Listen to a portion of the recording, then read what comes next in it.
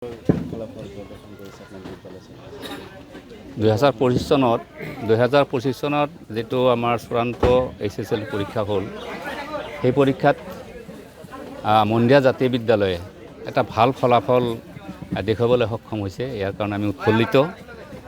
বিশেষকৈ মন্দিয়া এই অঞ্চলৰ বৃহত্তৰ এই দুখীয়া অঞ্চল, আমি দুখীয়া বুলিয়ে ক'ম, দুখীয়া অঞ্চলত মন্দিয়া জাতীয় বিদ্যালয়ে যিখিনি ফলাফল কঢ়িয়াই আনিছে সেইখিনিত আমি সঁচাইকৈ সন্তুষ্ট।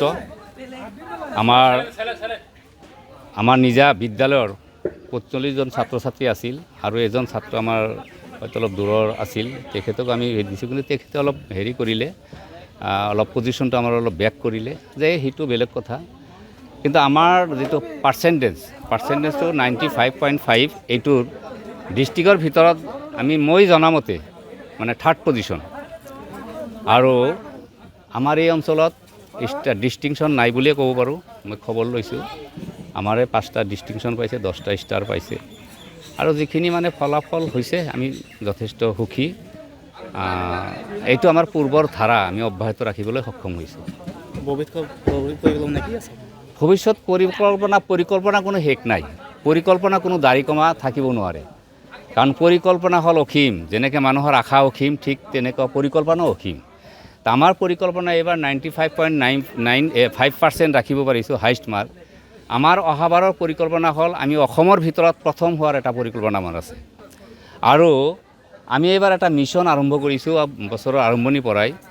লাষ্ট হ'ল আমাৰ ষ্টাৰ্টটো যাতে আমাৰ ষ্টাৰ্ট মাৰ্ক যাতে আমাৰ লাষ্ট হয়, আৰু এইটো আশালৈ আমি এটা মিছন আৰম্ভণিৰ পৰা আৰম্ভ কৰিছোঁ, বছৰৰ আৰম্ভণিৰ পৰাই। আৰু এই ক্ষেত্ৰত আমাৰ শিক্ষকসকলে যথেষ্ট এটা মানে তৎপৰ হৈছে।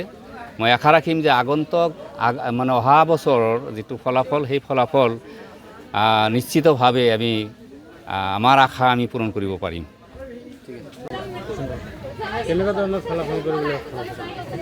ভালে হৈছে। মই 95.50% পাইছোঁ। গোটেইকেইটা ছাবজেক্টৰ 80+ আহিছে আৰু এডভান্সত 100 আহিছে। বহুত সুখী হৈছোঁ। আৰু অলপ ইংলিছত অলপ বেয়া হৈছে, এইটো আৰু পোৱাৰ আশা আছিল। সেইখিনি ভৱিষ্যত পৰিকল্পনাটো কি? এতিয়া মই বৰ্তমান আজমল চুপাৰফুড এডমিশ্যন লৈছোঁ। তাৰপিছত 2 বছৰ পিছত JEE প্ৰিপেয়াৰ হ'ম। তাৰপিছত সম্ভৱতঃ যদি সেইটো কোৱালিফাই কৰাৰ ইচ্ছা, তাৰপিছত IIT মাদ্ৰাছত কম্পিউটাৰ ছায়েন্সত ইঞ্জিনিয়াৰিং কৰিম। তাৰপিছত এইখিনি এইখিনি সফলতাত কোন জড়িত হৈ আছে? পিতৃ মাতৃ, ককা আইতা, তাৰপিছত বিশেষকৈ মই আমাৰ মন্দিৰ জাতীয় বিদ্যালয়ৰ শিক্ষাগুৰুসকল, যিবিলাকৰ লগত মই প্ৰতিদিন দেখা হৈছোঁ, সিহঁতে কিবা না কিবা এটা শিক্ষা মোক দিয়ে যায়। বিদ্যালয়খনৰ পৰা কেনেকুৱা জ্ঞান আহৰণ কৰিবলৈ সক্ষম হৈছে? কিতাপৰ বাহিৰে বহু জ্ঞান দেখা পাইছোঁ। যে এতিয়া আমি ইমান দিন হ'ল 12 বছৰ আমাৰ শিক্ষাগুৰুসকলৰ হাতত সিহঁতে আমাক চলাই নিছে। এতিয়া আমি জীৱন সংগ্ৰামত ভৰি দিম। সিহঁতে আমাৰ পৰা বিশ্বাস যে সিহঁতে আমাক সাজু কৰিছে জীৱন বা যাত্ৰাত আমি ভালকৈ খোজকাঢ়ি এজন ভাল মানুহ হিচাপে নিজকে গঢ় দিব পাৰিম। যথেষ্ট সুখী হৈছোঁ মোৰ ৰিজাল্ট লৈ। যদিও ঘৰৰ পৰা আৰু আশা আছিল, কিন্তু তথাপিও মই মোৰ নিজৰ বেষ্ট দিছোঁ। মই যিখিনি পঢ়িছোঁ, মই সেইখিনি মোৰ নিজৰ বেষ্ট লিখি মই আহিছোঁ, সেইটো ক'ব পাৰোঁ। আৰু মই যি লিখিছোঁ নিজে লিখিছোঁ, আৰু সেইকাৰণে মোৰ মানে নিজৰ এটা আছে যে নিজে কৰিছোঁ, গতিকে আগুৱাই যাব পাৰিম আৰু ইয়াতকৈ ভাল ৰিজাল্ট ভৱিষ্যতে কৰিব পাৰিম। মই 85% পাইছোঁ। 4টা। বাকীখিনি নাম্বাৰ তুমি কিয় নাপালা? 100% তুমি কিয় নাপালা? হয়তো অলপ ক'ৰবাত কম আছিল, কিবা যিবিলাক মোৰ ত্ৰুটি আছিল।